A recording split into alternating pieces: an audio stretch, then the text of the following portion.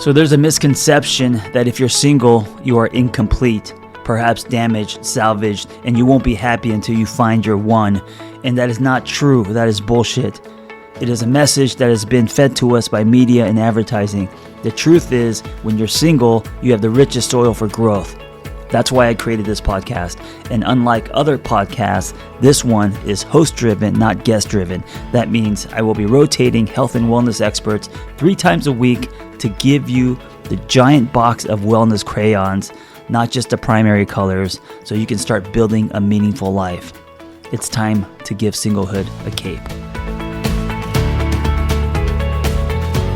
So today's host, Lindsay Burke, she and I go way back when I was working in addiction, residential, Malibu, driving my little motorcycle on PCH to help people with addiction, and she was on my team. I'm so happy that she is a part of this rotating hosts and experts for this podcast. Lindsay Burke is the founder of Lift Therapy, and she's a licensed therapist, behavior interventionist, coach, martial artist, yes, martial artist, a wife, a parent, and expert consultant on attachment, narcissism, and toxic relationships, as well as early childhood development. Yes, she does everything. And she believes that human connection is the best medicine and is committed to helping people heal by helping them develop healthy attachments with others. Her mission is to enhance the field of mental health by making support and resources more accessible to you in the form of psychoeducation, supportive programming, and individual therapy. Lindsay has served as a host for the Disney Plus show Reconnect and as an advisor and expert writer for various newspapers, podcasts, and radio shows such as the Chicago Tribune, Relation Up, P Therapy, Life and Style Magazine, Pop Sugar, and on and on and on. She is very talented. She's a powerful catalyst, and I hope you enjoy. Well, I know you're going to enjoy and get so much out of her episode today. Hi, I am Lindsay and I am back. I am so excited to connect with you all today to talk about this extremely popular topic at the moment. We are going to talk about narcissism and, more importantly, what to do when you find yourself in a more sneaky, covertly toxic relationship dynamic. And I'm very careful about my words, and I'll explain that in a minute. But what do we do when we're in these tricky relationships that are actually very complicated and nuanced? This could be with a family member, with a partner, with a friend, or even a boss, which comes up a lot more than I had expected before becoming a therapist.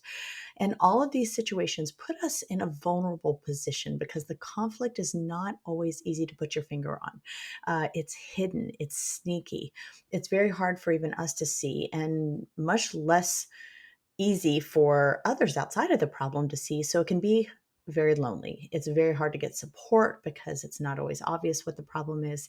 And it can become extremely overwhelming trying to manage some of these things on our own.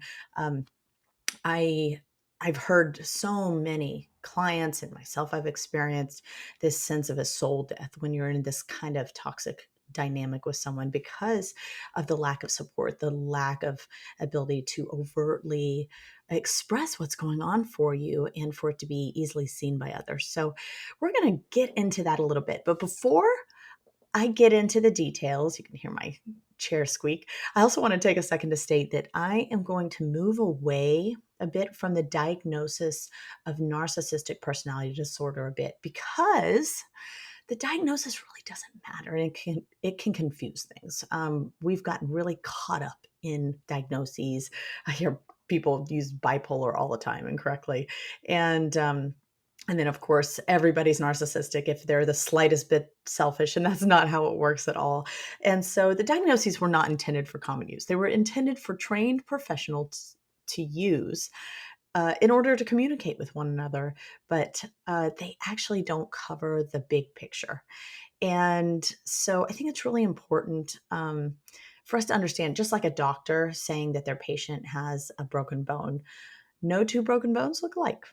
You know, you could say you have a broken bone. It can mean in a million different places in a million different ways, and broken in a certain way into lots of pieces, into one, into two pieces. I mean, it's just a very complicated concept. Well, the same goes with personalities and personality disorders. So I just want to focus on really more of these dysfunctional, control based traits that we often like to label as toxic. That we see in, for example, one of the people who I've really studied under, Dr. George Simon and many other specialists, refer to as these character disturbed personalities and these covert aggressions, the behaviors that they exert, whether someone who has a personality disorder or not uses them. Show up in these dynamics, and they're extremely unhealthy. They're extremely hurtful. They're manipulative. They can be very damaging to your identity, to your mental health, and ultimately the intimate relationship that you have with this person. And going back to this term toxic as well, I also want to note that I really have trouble labeling a whole person as toxic. Again, you'll see it on all these different websites. Get away from this toxic person. This removes everyone's humanity. I want to preserve everyone's humanity and acknowledge these are people that were babies once and loved, or should have been loved. But I prefer to keep the labels on the behaviors. The behaviors are actually the problem. They're dysfunctional now, even though maybe in the past they were functional. And for them, for that person, sometimes they even work now. And that's why they still continue to resort to these behaviors. They've somehow lended to their survival. So we need to acknowledge that these behaviors are the problem. The behaviors are the thing that we're labeling as toxic, and they've become toxic for your mental health. And that's why you're here. You're needing to protect yourself from these influences, the influences of these behaviors. And that's what we're going to address today. Where do you show up in this story, and how do you show up in this story? So I want to clarify that language a bit. It's so hard to talk about these psych topics because, one, they're extremely nuanced, and because someone will take the teensiest clip of something I say out of context and will run with it in a direction that it was never meant to go. So I'm trying my best to be careful about the language that I use so that I can actually be more helpful as opposed to hurtful. So just had to say that.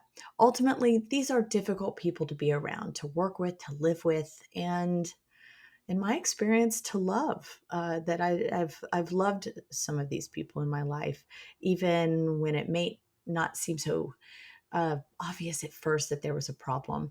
And so, how do we navigate in under these conditions? So, I'm going to dive into this topic more deeply and clarify a lot of misunderstandings around this disorder, around these character disturbances. More specifically, I'm going to again move away from the disorder and actually give real life examples of some difficult behaviors and situations I've personally experienced, and I've heard from clients and friends and those who I care about who have had trouble with these types of personalities, and provide you with some tools for dealing with the challenges, these tricky characteristics. And again, I'm taking these disturbed characters, even though it isn't always obvious at first, um, and discussing how we can maintain their humanity while taking care of ourselves in it. And if you know me, I like to go deep, not wide. There's a lot to cover here, and I want to pay it proper attention. I'm not doing anybody any service by just flying through this material. So I'm not going to cover it all in one episode. I'm going to break it down into a couple of episodes, which, by the way, will have a few interruptions. I'm so excited. I'm going to be interviewing a few amazing specialists about some of the work they do. So we'll have a few interruptions between my covering this content. So just stay tuned, and I will get back. But we're going to break it down into a few pieces, and turn it into a bit of a series. What we're going to start with is, first of all, what it's like to be you. in this dynamic? How did you get sucked in? I get that question all the time. Why is this happening to me? What does it feel like to be you in this dynamic? It can be really confusing. I get this question all the time. Am I the unhealthy one in this relationship? Am I the one who's being unrealistic? Sometimes I'm the one who's maybe not grateful for what I have and for what all they do for me. Am I the person who's acting out because I've done things that are kind of embarrassing and I've been the one who technically lost my temper or said certain things in this dynamic? And again, we'll go back through that, but often we find ourselves becoming the person that we were never intended to be, that we have to change in order to sustain this relationship, and we become someone that we don't even like, which I absolutely relate to. And I even get questions, am I the narcissist? Am I the toxic one? And so we're going to address some of the nuances of being in this dynamic that are different from other difficult relationships in which you may have a lot of conflict. There may still be a lot of tension, a lot of conflict, a lot of enmeshment, but there aren't these covert traits that make it especially tricky.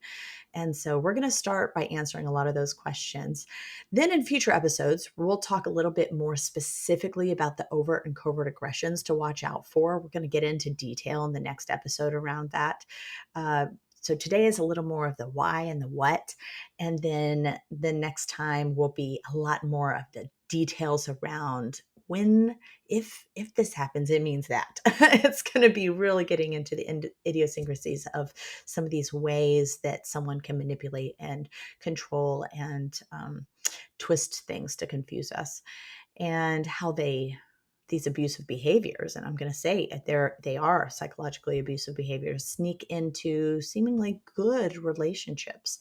And so I'm going to name that episode "Name It to Tame It," and we'll get into more of that later. And then it may be one or two more episodes after that, but we'll talk about the trauma bond, why it's hard to let go, the family relationship dynamics, and how other people, I call them flying monkeys, and you'll hear that in the field, how they get involved, and how to exit this relationship dynamic or set boundaries, both internally and externally. Externally, we think of boundaries, we just throw up a wall, but internally, how do we protect ourselves from the influence of being around this very, very powerful kind of personality for long periods of time?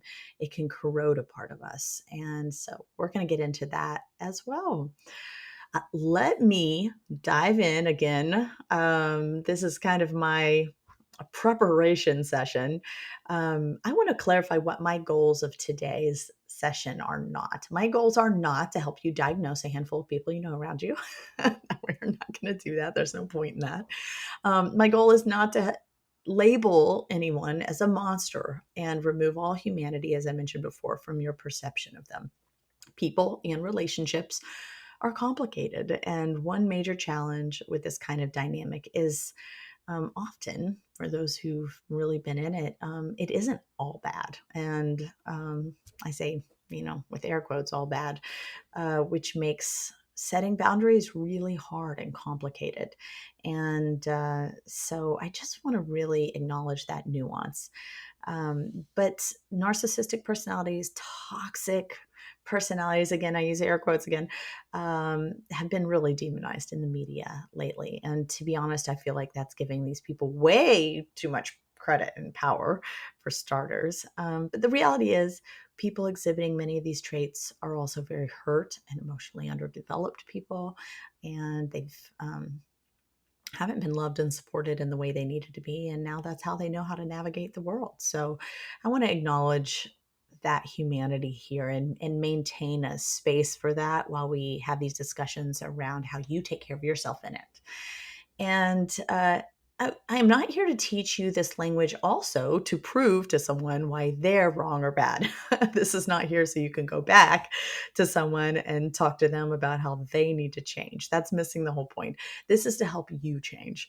We are here not to weaponize you with more knowledge so that you can try to get someone else to change. We're here to help you navigate who you are in these types of very challenging dynamics, and how you can protect yourself and maintain the version of yourself that you want to be, without causing more damage. And one of my goals is not to say it will be easy. This happens all the time. We think that the more we understand, the more we know. It's like diet culture. We all know we need to be eating more salads and greens, but it's easier said than done. So just because you know more doesn't mean it's going to be easier. Knowing and understanding the problem and feeling good about it are two very different experiences. And I will say there is some peace that comes with releasing some of the hopes and expectations that someone else will change or make us happier. But there is also a lot of grief that comes with realizing we need to create more distance and possibly end a relationship with someone we care deeply about. So, to be forewarned, you may know better, but it does not mean you may feel better right away. And that's okay. That's okay. The grieving process can take a very long time and we get re triggered later on. Setting boundaries, even though you know everything and you see everything, setting the actual boundaries is really challenging. Just want to be clear that the goals of my podcast today are to help you understand what you're dealing with here. It is complicated. You're going to hear me say that a lot. When we are working with someone who uses more covert forms of hurtful and controlling communication, what we call covert aggressions, it can be sneaky and confusing because it appears often that they have good intentions, or even comes off as a kind comment or a gesture. So it's really tricky. Um, and at the very least they can come off as the innocent one, that it's a little innocent mistake. So I'll get it into more, but I want to equip you with the ability to discern between what is truly loving, what is an accident, people just being human, and what is purposefully hurtful, controlling behavior in order to manipulate and control you, in order to meet some kind of agenda that they have. We've got to be clear about that. I'm also here to offer some real solutions based on reality and not just wishful thinking and theorizing about the problem. You can read to ad nauseum about narcissism and, you know, air quotes, toxic people, but it's often hard to find true strategies for managing both how you feel when it's happening, as well as how to respond to these people in the moment. So we're going to get into that. I'm not here to help you read minds or prevent these difficult personalities and from entering our life. I hear this all the time. Am I attracting these people? No, not as you're attracting a lot of people. You're attracting a lot of personalities. But I'm here to help you build tools to stop them from hanging around. You can't help it if they show up in your life, but it is up to you to manage your own interactions with people who are challenging and to know that you have the power to let them go and to set boundaries when you need to. So I'm going to help you discern when and how to do that. And lastly, I hope this is what you get out of this more than anything, is to become kinder to yourself and feel more sane while and after being in a relationship with a difficult personality like this. I remember ending a relationship and just feeling like it took a year, a good solid year, just to shake off the impact that they had on me. I heard a therapist once say they felt, when they were in this dynamic, they felt bamboozled. And I thought that was just such a good term because the relationship gets really confusing and messy. And it's really hard to know which way is up. We really stop trusting our own realities, which is a result of the gaslighting.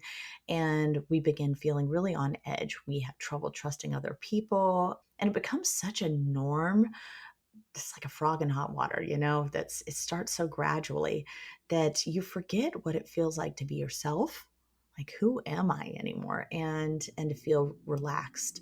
And you can feel a bit lost. So I hope that you find yourself a bit over the next few episodes, um, and really can start to move back in the direction of some inner peace with yourself and feel a little less crazy in it all. So let's dive in. That was a big intro, but it was necessary. So, why did this happen to me? Is it really that bad? How do I know I'm not the one being unreasonable? I want to talk about what it's like being in this relationship with this kind of person, because it starts out fun often. It starts out feeling really good. And then it takes a really quick and sometimes sudden, sometimes not so sudden turn.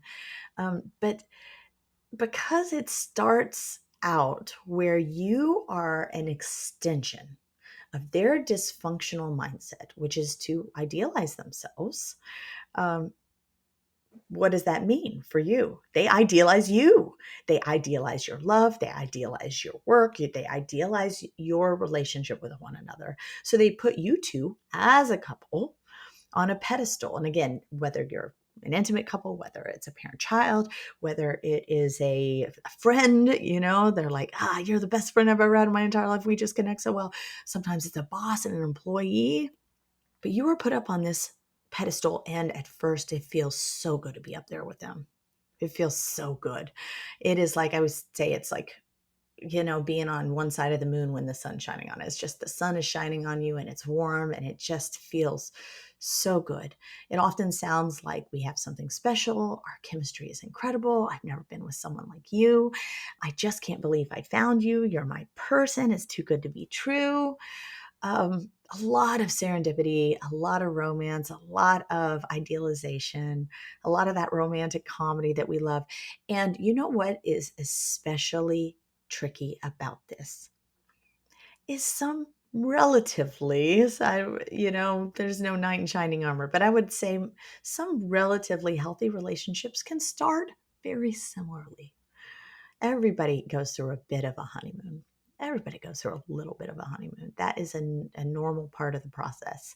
And so, what is really tricky about this particular dynamic is that there are elements of it that actually feel pretty normal at the beginning, and it's okay for them to feel normal. So, what some people will do, again, to take this little bit of information out of context, is they will say, "Oh my God, I just got into this relationship again, and it feels so perfect. So this must be this must be bad news already." And they're already, I don't want you to do that. Obviously, we want to remain more grounded when entering new relationships, and that's a podcast for another day. But we've got to acknowledge that it can start out feeling really good, and that's why it's really tricky, because we want to keep it feeling that way. Even from a parent child dynamic, it can be comparing you to another sibling and idealizing you, like, you remind me of myself when I was at your age, things like that. So yeah, it's just really tricky, and sometimes not very quickly. Sometimes it's a very sudden experience, but that first shoe will drop, and suddenly you may see a different side of them. Instinctively, in my experience, it feels very scary and confusing and overwhelming at first. But again, we want to preserve that idealization. It's a very human tendency to minimize that shoe dropping, that upset, because everything else has been so good so far. It feels like it must be an exception to the rule, right? So, those early experiences of really seeing maybe their control or their rage come out in this really, huge kind of nasty way, seeing these less shiny parts of them. We want them to be overshadowed. We want them to be idealized by that prior version of of the relationship. So it can be shocking, though. Our instincts are like, "Whoa, that was a little crazy." But then our tendency is to want to kind of protect that early version. And so this is how we get swept up into these dynamics really quickly. The not so good moments are often covered up by the extreme alternatives. And then, in my experience, again, not always the situation, it's very nuanced based on individual dynamics. And there's so many different ways in which this happens. So it's really hard, again, to make these blanket statements. But usually, big upset, a big rage, a big kind of control seeking kind of interaction that catches you off guard, this less shiny version of them, they're going to come back with a huge gesture of loving behavior, fun vacation, a weekend away, maybe a big bonus from your boss, or them showcasing how great your work has been in front of other employees. There's going to be maybe a parent does a huge favor for you that you've needed help with. So there's going to be this big gesture that kind of wraps that kind of crappy situation in this nice little package. It's like, no, but here we're back to normal. We're back to things being really good again. It can be very confusing. So right away, your body has a hard time deciding if you're safe with this person because it's getting such mixed signals, but it wants to lean towards, oh, that was just an exception to the rule. So in training, to be said as a therapist, one red flag that therapists are trained to assess, to pick up on when working with people who have some of these personality traits and character disturbances is to really, really listen to how we feel. And I'll tell you, it took me a long time. It took me a long time with all the training and to break through my own codependency. It is really to listen to how we feel about ourselves when we leave the room after spending time with a person like this. When we work with someone who's codependent, we often feel like the best therapist ever because codependents boost our egos. They allow us to be directive, and often therapists can overstep our boundaries with codependence because they'll let us, which, by the way, this is not healthy. This is not healthy at all. I'm just telling you, this is something that happens with us because we love working with codependents. We can solve all their problems and we are the knight in shining armor for them. And so I will tell you that is one thing I've definitely had to break through as a therapist myself, is going in and trying to save a bunch of people. I cannot save anybody. But the same but opposite goes for working with people who have a lot of these character disturbances and these toxic personality traits. We can leave the room feeling like, wow, they are so smart and so put together, and gosh, all these poor, they will feel sorry for them. They're going through all this horrible stuff, and all these horrible people have done all these horrible things to them. And oh man, they are just such victims in their life. But wow, they are so cool and so ambitious and so intelligent and pulled together.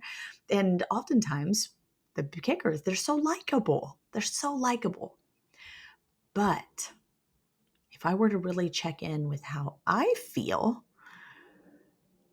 like crap about myself.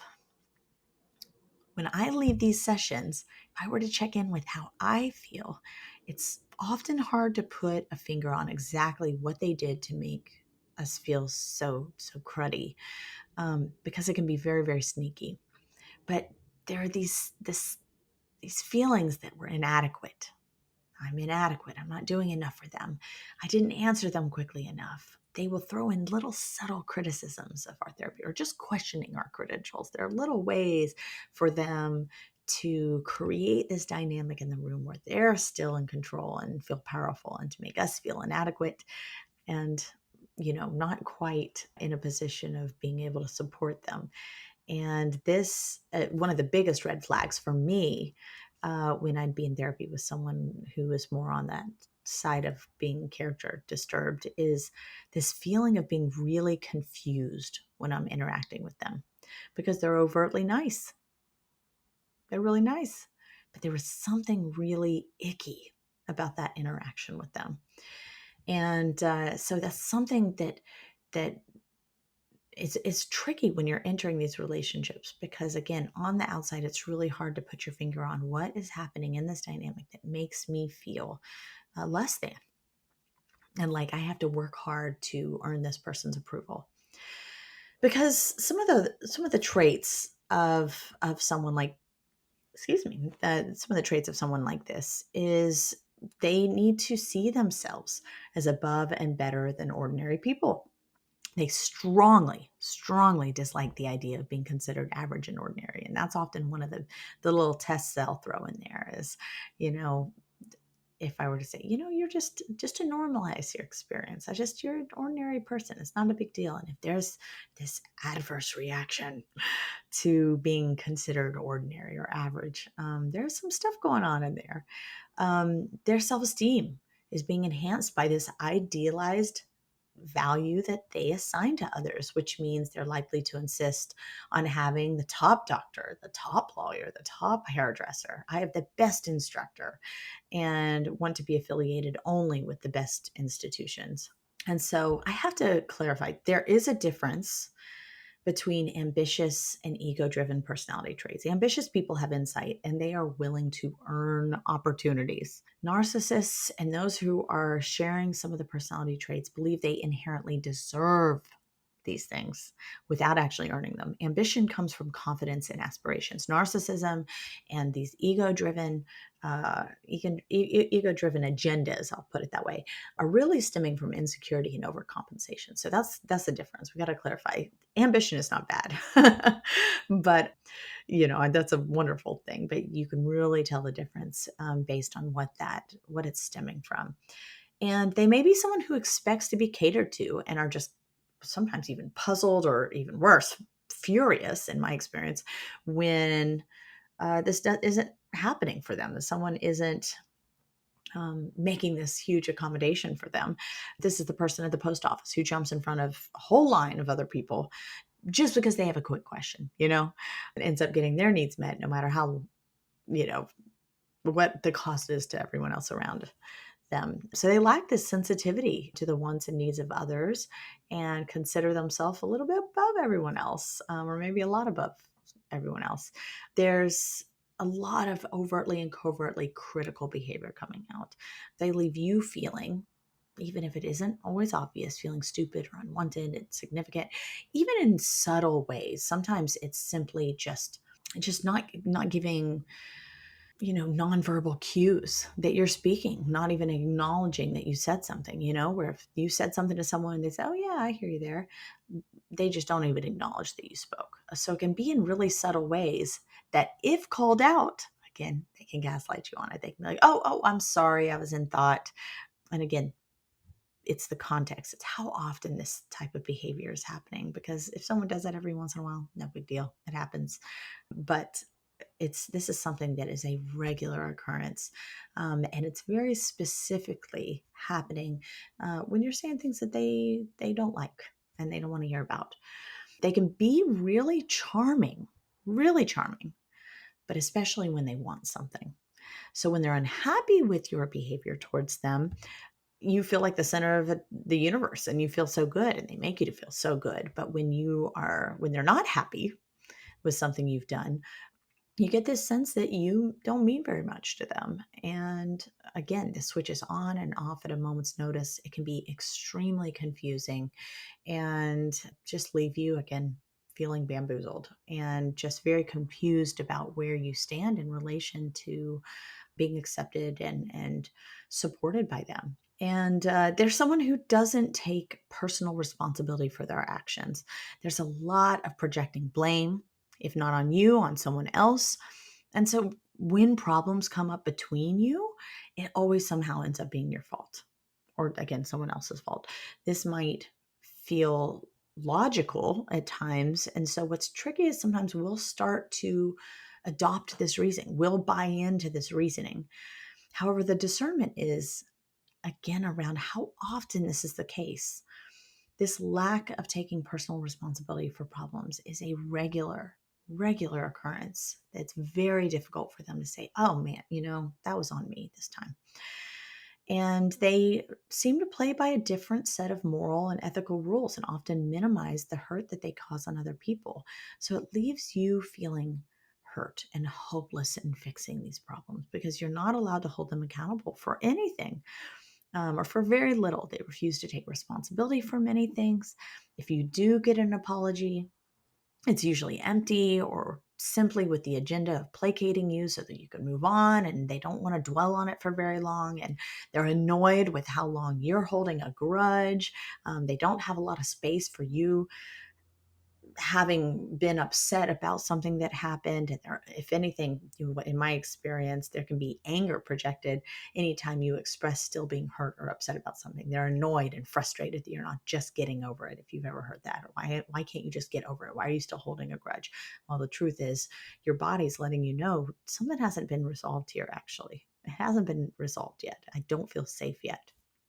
And so this also gets applied sometimes when it's not directed at you, yet you can see it with others as well. They don't feel sorry for anyone. They struggle with or entirely lack empathy. So it doesn't matter if it's you or someone starving in a world nation, they don't seem to care unless it directly impacts them. They don't want to hear about it. They're annoyed that you're bringing it up. This would happen a lot in couple relationships where the spouse slowly became more and more and more and more silent because anytime they would bring up work or, oh, you wouldn't believe what happened with our neighbor Susie or blah blah blah, and would share, their spouse would have such an adverse, kind of negative, kind of passive but negative reaction to it. Oh, you're always involved in everyone else's business, or it would be some kind of so they just quit talking about their life. They slowly quit talking about themselves and their life and anything that was happening in their life at all, because if it didn't directly impact their partner, it would usually result in some kind of argument or fight or negative dynamic between the two of them. That's one way that people become very silent and shut down in these dynamics. This kind of personality can also become very envious. So seeing you succeed doesn't do much for them. If you get this ongoing sense that they're not happy when you succeed, this is a huge red flag. They do not care that much unless it directly impacts them. And if you do succeed and it impacts them, they might even take credit for it. So there's a lot of this dynamic where unless it's directly related to them or they can take credit for it, they're not excited for you. And that is a huge red flag because as a social species, we naturally want to see people win. This is why so many people follow sports and they follow all these different arts. And to see someone else do something really phenomenal and great also makes us feel good. As a social species. So when that's missing, that sense of shared experience, shared joy, something's really deeply wrong. And another big trait is, of course, they're always the victim. You can never be. You are constantly feeling sorry for them and feeling badly that you were so hard on them or that they're going through all this stuff, but they are always the victim. And oh, we got a lot of cars out there. And the attention is on them at all times, both overt and covert ways. So it leaves you feeling ultimately just extremely unseen, both by them and by others when you're in their presence. The attention has to be on them. In many dynamics, I've even heard clients remark that when the attention was on them, it resulted in a major blow up later from their partner or from their boss, or so that there was some later they were so angry, oh, everything was about you tonight. There was a very adverse reaction again later in private, claiming that that person was eliciting too much attention, and and made to feel really really badly for usually getting a very deserving amount of attention and accolades or whatever. And so, yeah, this can be a major point of contention in this dynamic because there's that element of competitiveness always happening and need for all of that attention. Again, obviously, these are highly insecure people. And so, what you'll often find is that they only surround themselves with people that at least they perceive as assets. They want to be. They want to be there beside the celebrity and the person who's big and has the big name. Or these people are obviously highly insecure, and so, as you can imagine, they are going to surround themselves with people who they perceive as assets or weaker than them, people who are easily manipulated, or people who are highly sensitive. So these are people who are going to, be really flexible and make them the center of attention, and not make, either make them look better. These are going to be people who are celebrities, or someone who's really wealthy, someone who has brilliant ideas to make them look better and put them up on that pedestal beside them, or they're going to surround themselves with people who, are cheap and will follow them around and meet their needs. And so, these are people who will demean and dismiss people who they feel are less than them. And even if you have some of the most brilliant ideas, they'll find holes. As in this dynamic with them, they need to keep you really small, and so it feels awful to be in this kind of relationship. Like I mentioned before, if you don't know this term, look it up, but they will gaslight you a lot. They will say one thing and turn around and deny it later. Sometimes it's just planting little seeds in the form of suggestions or passing thoughts about who you are. So sometimes it can be really sneaky. It's a little joke here and there when you're around friends, like, "Oh, she's kind of shy." Like, but what are you talking about? I'm not shy at all. But it's a lot of these different forms of grooming that begin to kind of fester and seep into your identity and your self-reflection. And so you begin to start to adopt some of these traits and these ideas about yourself that they are grooming you to believe, because there's so much gaslighting. It really takes a toll on your self-esteem. And you can start to feel really crazy and exasperated, like you're losing your mind, when you are constantly being forced to question your own reality, question your own judgment. I remember someone that I knew, it would just be so ridiculous. I could say that it's like, "Oh my gosh, we just saw the most beautiful sunset tonight." And she'd be like, "What are you talking about? The sun, it wasn't that pretty." It could be anything, but it was constant um, minimizing, demeaning, gaslighting my experience in front of other people and even to me, just us together, hoping that I would adopt this new reality that she's decided to create. And it's insidious. It's extremely insidious and really takes a toll on our sense of reality and our self-esteem over time. And so we've got to acknowledge these nuances. And this is arguably one of the biggest red flags, that you're in an extremely unhealthy relationship, is the fact that they don't know how to actually develop a secure attachment. So, like I said at the beginning, I'm going to review it again. When you are with this person, you feel this constant sense of emptiness or loneliness. It really, at the beginning, that honeymoon takes place, but when I've worked with individuals and in my own experience, being in a dynamic for long periods of time, this is really the state of being that begins to take over, is this sense of loneliness and emptiness, of isolation, regardless of how much time you spend together or the experiences you've shared. It's this closeness and intimacy that is lacking, which you feel like you can never quite get to with them. You just can't quite reach them. It's like there's this protective layer you can't quite penetrate when you're working with this personality. So it leaves you feeling extremely alone, extremely misunderstood, emotionally abandoned in both your own problems, but even isolated and empathizing with someone else's problems. It can even become physically isolating when you're discouraged from spending time with other people, and slowly you start losing friendships or just not spending time with people that you used to see on a regular basis, but especially being able to even talk with them about things that are going on in your life. So you become extremely isolated in these dynamics.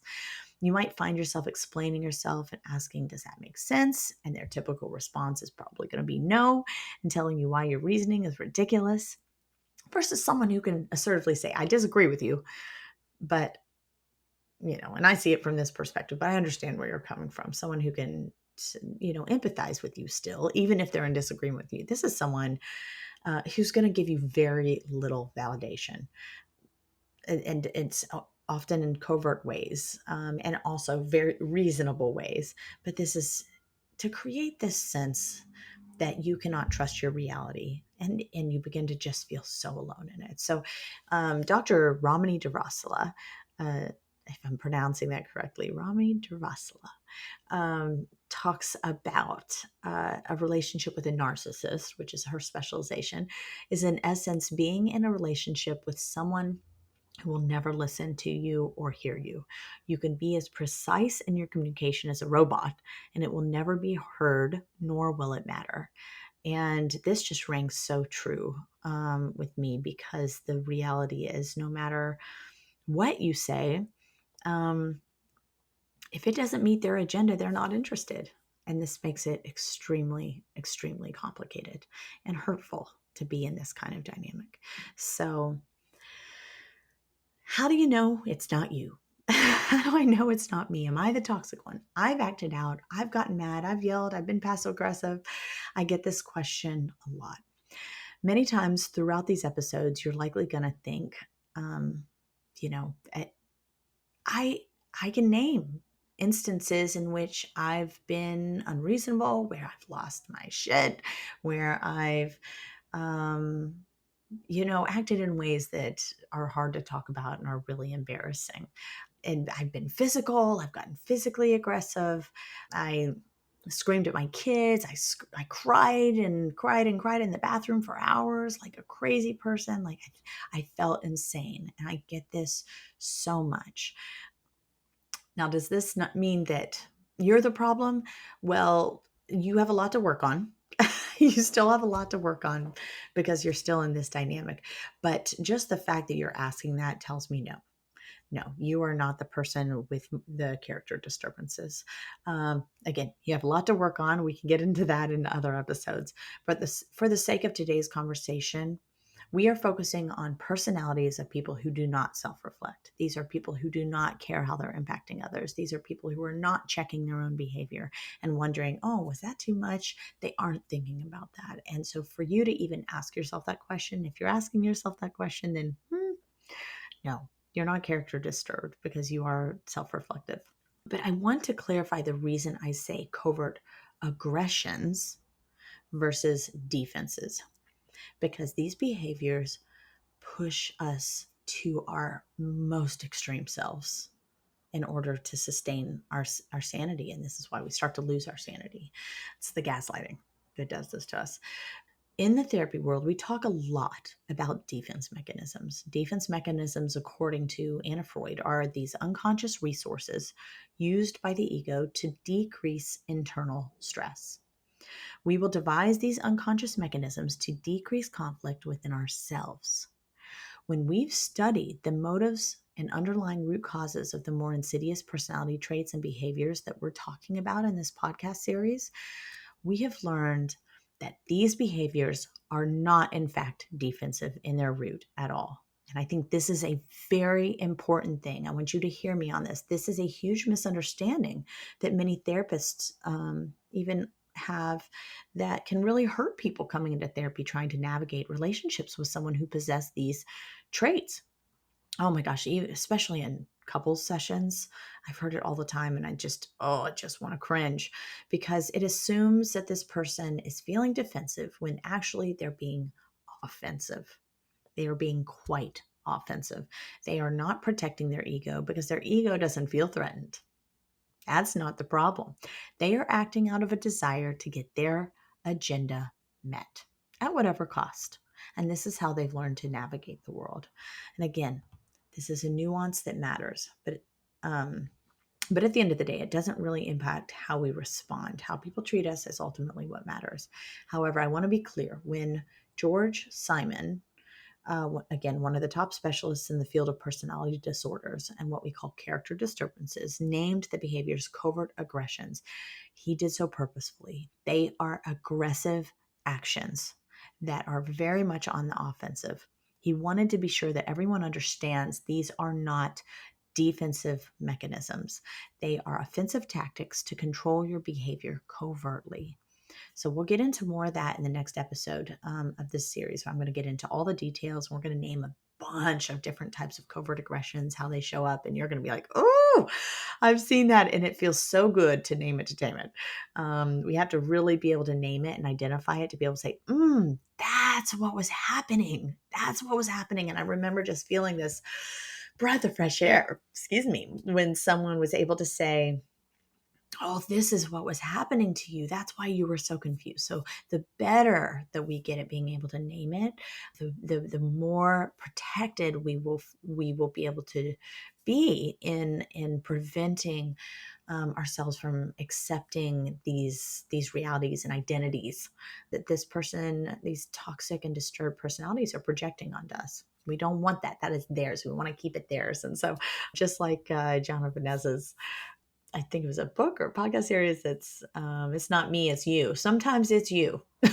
Sometimes it really is them. And so we're going to talk about when it's them and what's happening and how you can protect yourselves, and identify it so that you respond differently than you might with someone who is being defensive, or with someone who you might be able to reason with a little bit more. So, the last thing I want to note um, is about being in a relationship with this kind of disturbed personality, is that there's a lot of blame shifting happening constantly. When it's not happening in real time, it's being groomed into us, like little jokes, little what I call drive-by comments about you, about your character. And we can begin to internalize it. We really begin to question everything. We question our reality, our intelligence, our abilities, our self-esteem. It just plummets. And people in relationships with covert aggressors they just get pushed to their max, and so they end up acting out too in order to cope. And so I just hope that you could have a little bit of grace around who you might have had to become in this dynamic. I say it's like death by a thousand pinpricks. If you said something, they'd minimize it, making a mountain out of a molehill. I was just joking. You can't take a joke, etc. So it just, these little instances add up and just make you feel crazy. I worked with a man whose wife would just poke and poke, like literally would poke and poke and poke and prod and blow in his ear and walk by and pinch him and just splash water on him and like little things for hours a day, just to be like, you're driving me crazy. Until finally he would just, oh, I mean, can you imagine? Just he'd blow up. It's like just these little forms of torture. And then she would call the police and tell them her husband's angry and she's afraid for her safety, and just turn it into this big dramatic thing, where she was instigating for hours and for days before he finally was like, enough, leave me alone, and would like push her off of him. He never really got more physically aggressive than that, as far as I know. That's not always the case. This was also a situation where it's a male female reversed situation, which is very unusual. But I just have to acknowledge that prior to this meeting this person, you may have felt like a very different version of yourself. You may have felt a lot more independent. Um, were you, this doesn't have to always be the case, but these people that we interact with are actually extremely dependent people, meaning they take to survive, because they're really stuck in a very immature state of life and living, though they wouldn't want to admit it. And to be said, many are extremely successful in some areas of their life. But I will say, typically the dependent behaviors and the personality traits, if they work for them early on, they usually bite them in the butt at the end of life, towards the end of life, and things start to fall apart quickly. It might be someone who's so arrogant and they have all these businesses and they seem to be very successful, and then they haven't been managing their money well, and so they hit their 60s, 70s, and everything just comes crashing down because they couldn't sustain when they weren't very reliable people. So they often find codependents who are the term codependent. They give to survive. If you're wondering what a healthy alternative is, it's interdependent. We often wear the codependent badge like it's this shiny, shiny, shiny armor that we like to have on. Codependency is not healthy either. It's also control seeking. But interdependent is those who support one another while still holding healthy boundaries. And so that's the goal. So these personalities are more dependent. And you're not the one, when you're the one trying to express feelings, that you're being dismissed, demeaned, ignored, your feelings are minimized. They don't seem often to think that there's a problem. And this is why people who are kind of under this umbrella rarely even seek therapy. I don't have a problem. It's you. You're the one with the unrealistic expectations. And so this is how we can find ourselves in these problems because we're constantly questioning, am I the one? I'm the one who's so upset all the time. I'm the one who's crying. I'm the one who's unhappy. So maybe I'm the one with the problem. Yes, you are the one with the problem. Them. This is a problem. And often you'll find when arguing with them or discussing with them, you're the one who's trying to come to an understanding while their agenda is just to control your behavior or get their way on an issue. So it's very different agendas, very different intentions, and they're often willing to try to win at any cost, and they'll hit you with some low blows. You're willing to compromise. They're my way or the highway often if they're not deflecting from the conflict altogether. You're the one who feels exasperated and the one who often loses your cool while they stay cool, calm, and collected. I know, very ironic, but they will pick and pick and pick and pick until you blow up or you cry or that you fall apart. They will shame you for being the one who falls apart. I will say there is an alternative to this. Sometimes when pushed or cornered, there's a term called brandished anger, and we'll get into that next time, where this person will all of a sudden get loud and angry and blow up very dramatically. But I want to note this is a little different from someone who's truly upset. You can tell by the context and also by how they come down from it. Someone who's truly upset may be fuming for a while and they take some time to calm down. Someone with brandished anger is using it more for shock value in that moment because they want you to get off of their backs. They want to humiliate you, make you feel small, and get you to back down off of whatever they're feeling cornered in, whatever point you're making, whatever agenda you have. And so they figured out how to just overpower you in that conversation. So that's a little different. But most of the time, you're the one who feels exasperated and they're calm and reasonable, and you are pinned as the one who has the problem. So again, this lack of empathy, this feeling that you're just totally helpless and hopeless in resolving problems because they don't want to participate in any resolutions because that might mean they have to change something, right? So we will get into a lot more detail next episode, but I hope that gave you a little bit of a sense of feeling seen if you're in one or more of these dynamics, and know that you're not alone in it and that you are seen and that it is complicated, but it is not hopeless. You can manage, you can find yourself in it, you can escape it, you can get out of it if you wanted to.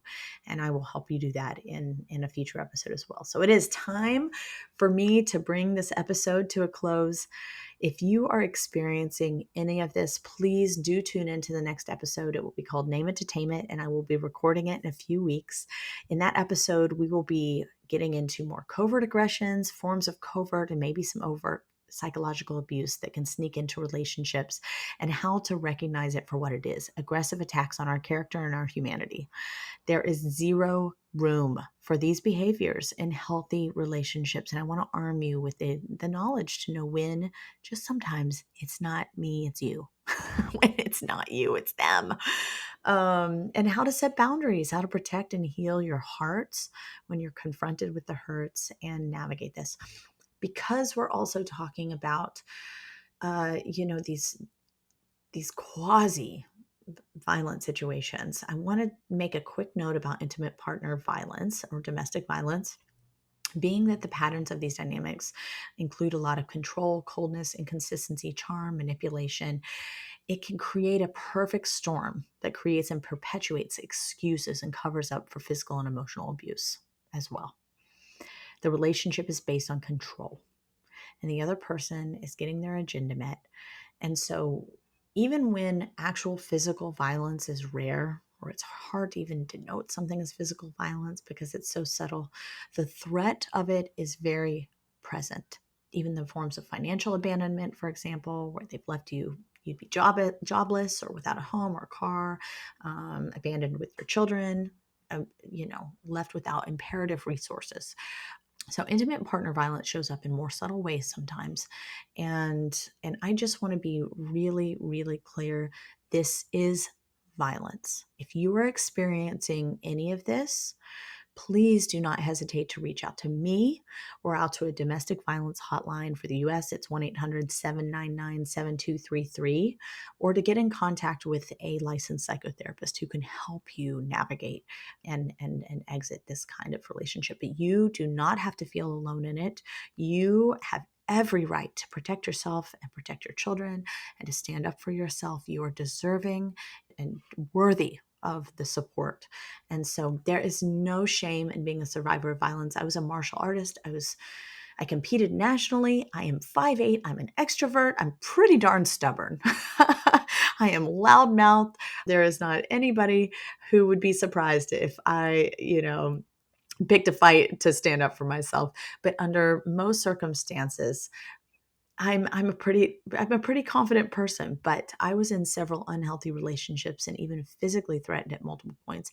And you know what, guys, my initial reaction was still the codependency, to back down, to placate, to adapt, to do what they wanted me to do.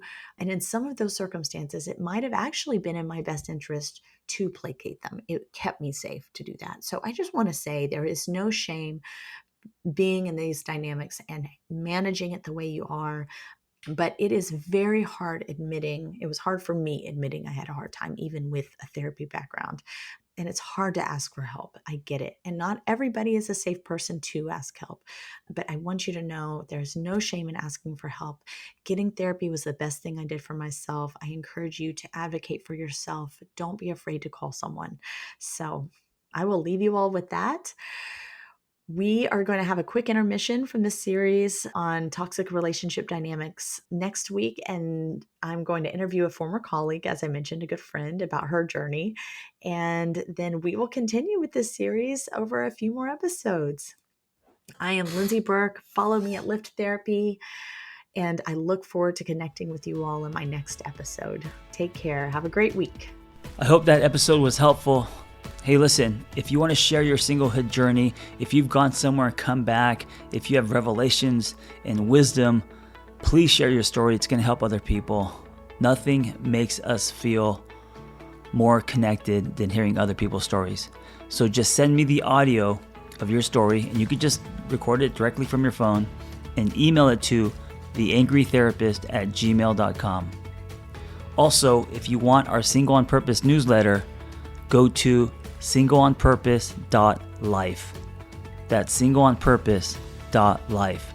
You will get tools and articles and other people's stories, and also Zoom links to private gathers. So if you want to join our community, go to singleonpurpose.life. Thank you for listening. Be well. We hope you tell a friend. Hey, before you go, I want to invite you to the Single on Purpose private community online. It's off of social media, no ads, no algorithms. We got forums, we got live groups, we got webinars, and we have social hangs. We also have offline in-person hangs happening soon. So check us out. Go to singleonpurpose.life. That's singleonpurpose.life, and I will see you inside.